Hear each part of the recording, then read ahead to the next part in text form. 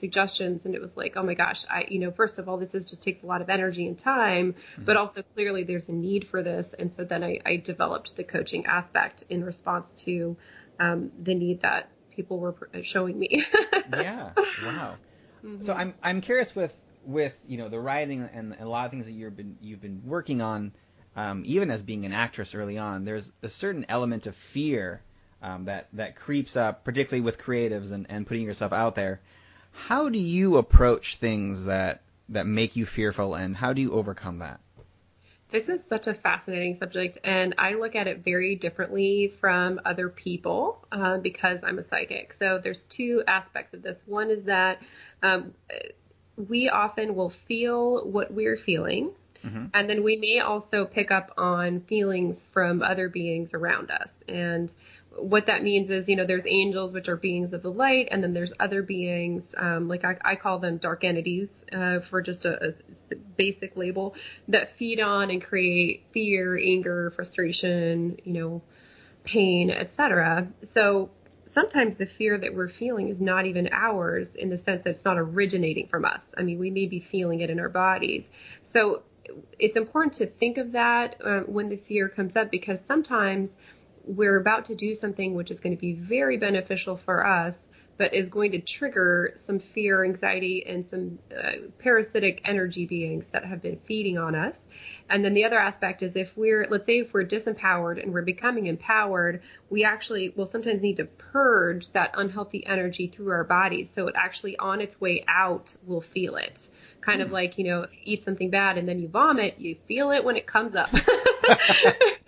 So I actually very much live in that space of encouraging it to a healthy degree, that, if you're just kind of feeling comfortable all the time, you're probably not at your full potential. Mm-hmm.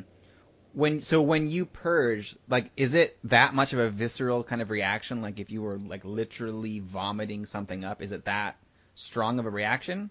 It can be. It depends on how much you're purging. And I've had several times in my life, actually, where I was going through a big energy shift. And it almost felt like I had the flu, except for it didn't feel like the flu in the sense of, I didn't also have a fever and there weren't other symptoms. Like if your solar plexus chakra is clearing out, which is the one where, right where you get the wind knocked out of you, just below the rib cage, that's your sort of seat of personal power. And if you're purging yucky, gross stuff there, it can literally make you feel nauseous. So it can. I'm very sensitive too, so I feel things very intensely. It may be subtle, kind of that butterflies feeling, or it can be to the point where you literally are vomiting. Wow, okay. But that's pretty rare. It doesn't happen for most people that much. Interesting. So in this instance, is there a way to tell if you're feeling your own fear, or if you're, somehow absorbing or picking up on the fear of something else around you? How can you differentiate the two? Yeah, no, it's a really good question. So one of the big things would be to check in with yourself and think, is there really a reason to feel this fearful? Because a lot of times there isn't. And even if you walk down that train of thought, like, oh, I embarrassed myself, is that a really reason to feel horribly afraid? In most cases, the answer is no. So that's the first thing. And then what I also encourage people to do is to not just look at the fear, but also look at the thoughts that you're having, because these beings that create this fear or are in fear will also sometimes create thought forms or patterns that are similar. So as strange as it may sound, our thoughts are not just our thoughts. I describe our thoughts as being more like a conversation you're a part of that you also hear telepathically or psychically. So, it's like if you're in a room and a bunch of people are talking, you hear yourself, you hear Joe, and you hear Tom and Vicky or whatever, but you don't think, oh, Vicky's me, Tom's me, Right. You're able to separate. But the problem is, kind of psychically, telepathically, most people aren't even aware that this is happening. And depending on how telepathic or psychic they are, they may not be able to differentiate the different tones, and they then just assume that it's all there. So paying attention to your thoughts while you're receiving those feelings, that feeling of fear, can also help inform you.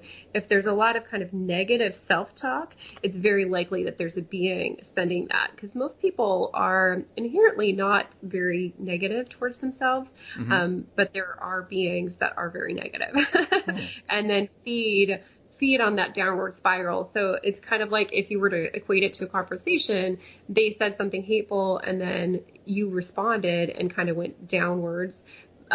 Except when it's happening through thoughts, most people don't realize it's someone else saying, and so they just kind of continue it as if it was their own thread.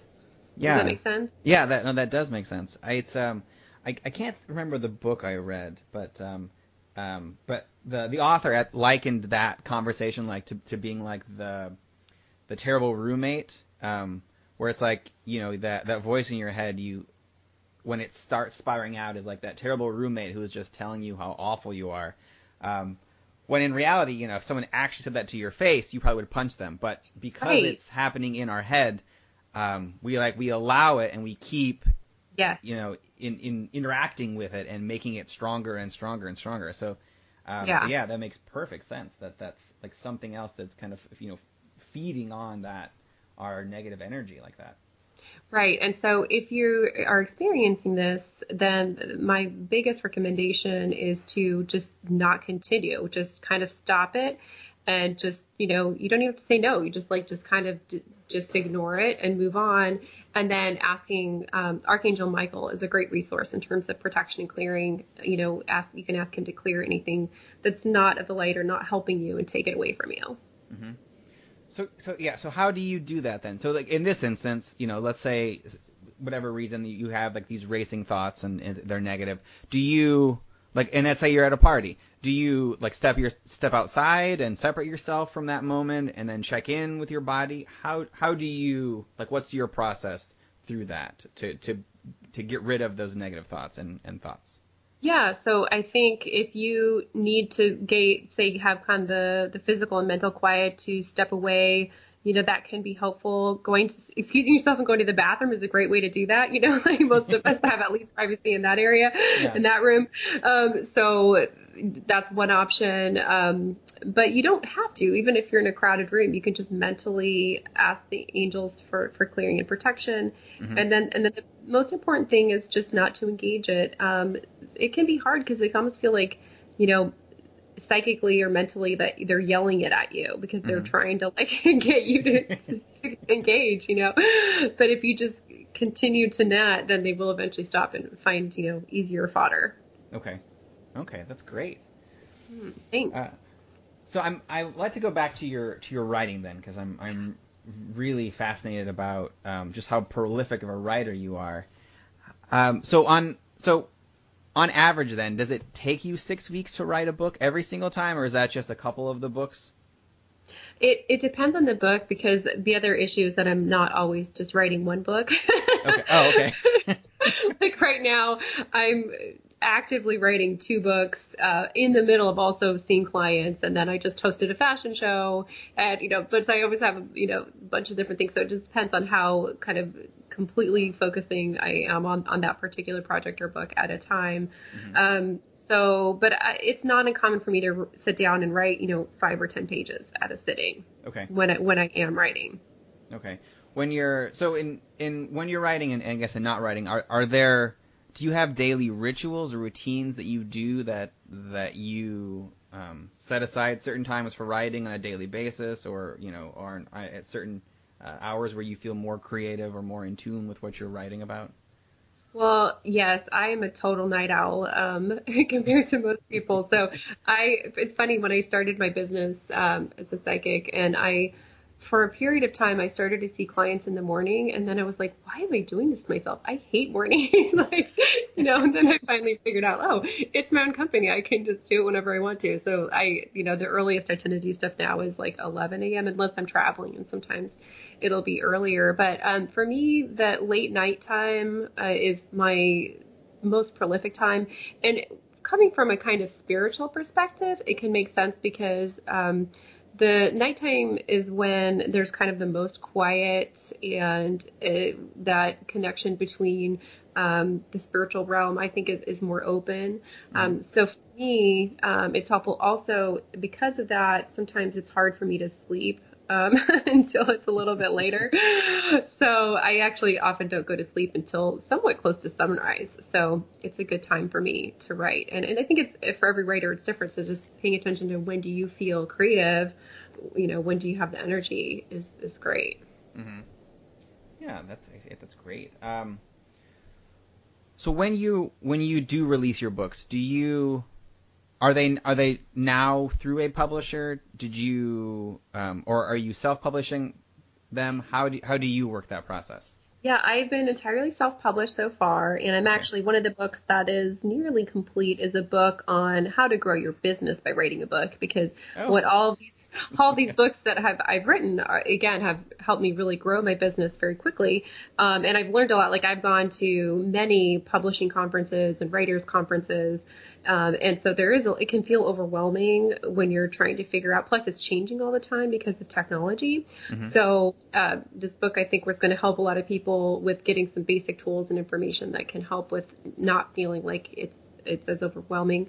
That said, I have 6 books that are released. I have one book that's written that's a spiritual angel book, and I'm exploring the idea of traditional publishing on that one just because I do have a bigger audience and a platform. Mm-hmm. So one of the things a lot of people don't know about the publishing, because it's gone through so many changes lately, is that even traditional publishers are oftentimes looking for people that already have a platform. They already have an audience. So if you have that built up, it's way more likely to get, increase the likelihood of you getting a traditional publishing deal. So I think if you're starting out, self-publishing is a great way to go, and you build all that. That's not to say you can't also pursue traditional publishing, but I think it's going to prepare you. And a lot of traditional publishers are now finding self-published books and then they're republishing them. They're basically like, well, that worked here. It'll be even more popular, when we have our marketing tools, et cetera. Yeah. So yeah, I encourage you, if you're listening to this, that I think writing a book is great. Just make sure you have an editor and you do professional cover design and things like that. But the great news is it's now possible to do all of that on your own. You don't have to go through traditional publishing for that to happen. Mm-hmm. Oh, that's great. With so you mentioned before, like with your own platform and that being something that nowadays traditional publishers look for. So since you're writing this book, is there how do you gauge whether or not you have a large enough platform? Is it a like a number that they're looking for, like you have so many followers, or is it an engagement level? How can you judge whether or not you're at that level? That's a really good question, and I don't think there's like a right answer. There's not, but I think it's a combination of overall exposure, followers, fans, or whatever you want to call them, as well as the engagement. I've been going to several music conferences lately, and that's one of the things they're saying is it used to be that people would get a record deal just for if you had like 1 million views or something like that. But I think record companies have gotten savvy, and now they're looking, how engaged are they? And also because fans and numbers can be bought. You can buy Twitter followers or Facebook fans or whatever. So there's a lot more, I think, scrutiny of, statistics and things like that from this perspective. So there isn't one way, but I think if you have a solid base where you're regularly selling, that's going to make a really big difference and make you more desirable. Plus, of course, having good writing. Oh, sure. So what advice would you give to someone who has either listens to this podcast or, picks up your book and is like, you know what, I want to write a book. What advice would you give them on starting out and building up that writing process? Sure. I have several tips. One is to, learn, go to conferences, do professional development, read books on the subject of how to write and publish. I'm a huge fan of podcasts. I know you and I are both podcasters, but there's really great podcasts just on this particular topic. So I have a podcast that's for writers called Write Hot, and that's WRITE, like writing and then hot. And then another one that I'd recommend is by Joanna Penn, who's a very established self-published author. So I think listening to, others that are doing it and have done it, what works for them is critical, and it's going to make your learning curve much slower. And then Another thing I'll share is something that Joanna Penn talks about, which really struck me as being a great thing, which is to measure your life in Olympic years, versus like a lot of times people put a lot of pressure in themselves for a year. But if you look over a combination